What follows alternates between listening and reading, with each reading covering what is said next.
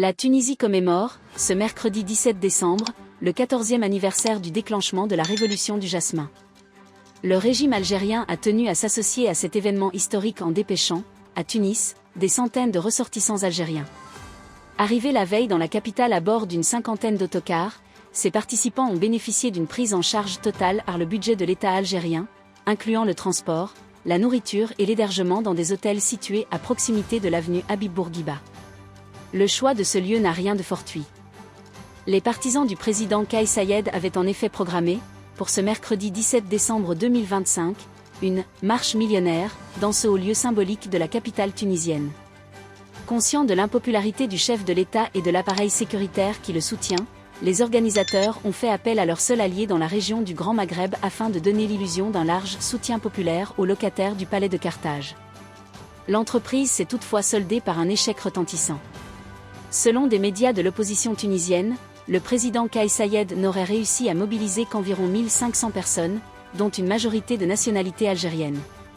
Ce recours à des « mercenaires étrangers », des marches s'inscrit dans le prolongement du dernier revers essuyé par le régime tunisien lors du sit-in du 1 mai 2025 devant le théâtre municipal de Tunis, placé sous le thème de la « souveraineté nationale ».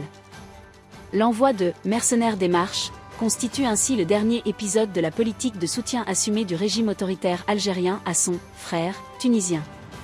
L'Algérie est pleinement engagée dans la survie du régime du président Kais Saied. Le 7 octobre 2025, les deux pays ont d'ailleurs conclu, à Alger, un nouvel accord de coopération militaire. À l'issue de la signature, le chef d'état-major algérien, le général Saïd Chandria, a déclaré que l'Algérie tient à renforcer ses relations bilatérales avec la Tunisie dans divers domaines, notamment dans les domaines de la défense et de la sécurité. Il a ajouté : « Nous pensons en Algérie que la sécurité et la stabilité de nos deux pays nécessitent le plus haut niveau possible de coordination et de coopération.